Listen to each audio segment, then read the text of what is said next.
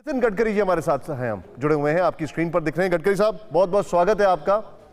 पहले तो सरकार का हैप्पी बर्थडे और आपका बिलेटेड हैप्पी बर्थडे।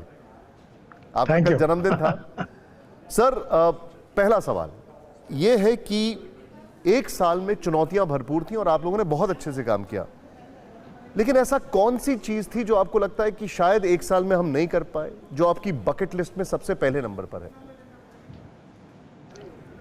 देखिए, सबसे पहली महत्वपूर्ण बात यह है कि प्रधानमंत्री जी के नेतृत्व में हमें जो शानदार जीत मिली, उसके बाद में सेकंड इनिंग में प्रधानमंत्री जी ने एक रोड मैप हम सबके सामने रखा।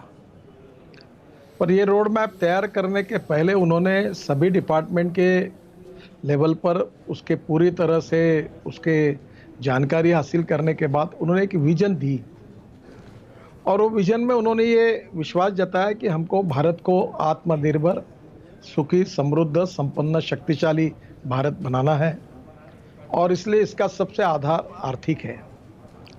और आर्थिक आधार में दो बातें उन्होंने कही। एक थी 5 ट्रिलियन की इकोनॉमी बनाना और 100 लाख करोड़ का इंफ्रास्ट्रक्चर बनाना। ये बात जरूर है कि हमारे देश की 65% आबादी ये गाँव में रहती है, खेती से संबंधित है, और ये भी सच्चाई है कि स्वाधीनता के बाद आज तक के इस समय में 30% का पॉपुलेशन ऐसा है जिसका माइग्रेशन हुआ है गांव से लेकर शहरों तक। दिल्ली, मद्रास, मुंबई, चेन्नई, कलकत्ता, बेंगलोर, ये शहरों में हमारी पॉपुलेशन बहुत बड़े प्रमाण पर बढ़ी है, और रोजगार पाने के लिए लोग बड़े प्रमाण पर इस शहरों में आए हैं, और इसलिए स्वाभाविक रूप से हमारी खेती समृद्ध संपन्न बने। हैंडलूम, हैंडीक्राफ्ट्स, हनी से लेकर ब्लू इकोनॉमी तक प्रधानमंत्री जी बात करते रहे, और उन्होंने कहा था कि हम लोग 5 लाख करोड़ की ब्लू इकोनॉमी फिशिंग की बनाए। हैंडलूम, हैंडीक्राफ्ट, विलेज इंडस्ट्री, इसकी बात उन्होंने की। आयुर्वेद के बारे में, योग विज्ञान के बारे में आयुष मंत्रालय की तरफ से उन्होंने जिस प्रकार से हमारी योजनाएं जाहिर हुई है और जिस प्रकार से लोगों को फ़ायदा मिला, आप जानते हैं। मेडिकल कॉलेज की संख्या बढ़ाई गई।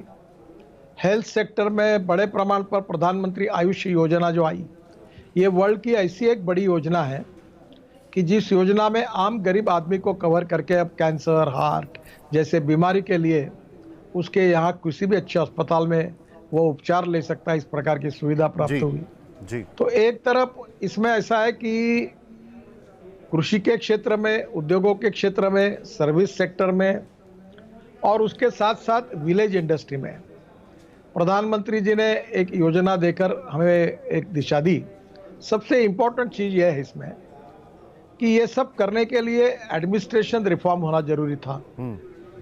Transparency, time bound decision making process, corruption free system, और ये सब करने के लिए उन्होंने लगातार अनेक बिलों को हमने बदलाया, अनेक कानून समाप्त कर दिए, और इसी का परिणाम है कि वर्ल्ड बैंक के रैंकिंग में जो हमारा ईज ऑफ बिजनेस में जो नंबर था वो काफ़ी पीछे था, अब काफ़ी आगे आया जी।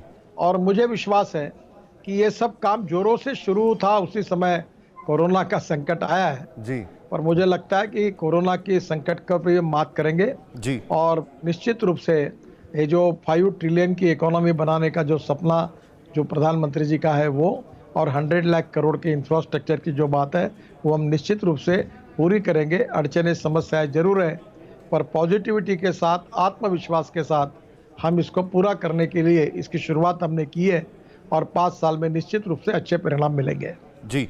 यानी कि जो मेरा सवाल था कि ऐसा कौन सा एरिया है जो आपको लगता है नहीं अचीव कर पाए, वो आपको लगता है कि शायद ये कोरोना की वजह से 5 ट्रिलियन इकोनॉमी वाला जो टारगेट है उसमें थोड़ा सा विलंब हो सकता है, उसमें एक सेटबैक लगा है।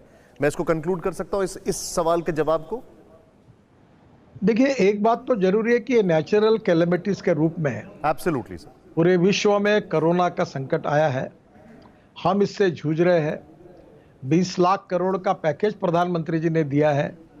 इस समय निश्चित रूप से कोरोना के कारण सभी स्टेक होल्डर, चाहे इंडस्ट्री हो, चाहे मजदूर हो, चाहे काम करने वाले हो, किसान हो, गांव, गरीब, मजदूर, किसान, सब लोग इस समय समस्या का सामना भी कर रहे हैं, पूरे विश्व के ऊपर ये संकट आया, हमारे ऊपर भी आया है और इसके स्वाभाविक रूप से विश्व पर भी परिणाम हुआ है एब्सोल्युटली। और हमारे स्वाभाविक कार्यक्रमों में भी होना स्वाभाविक।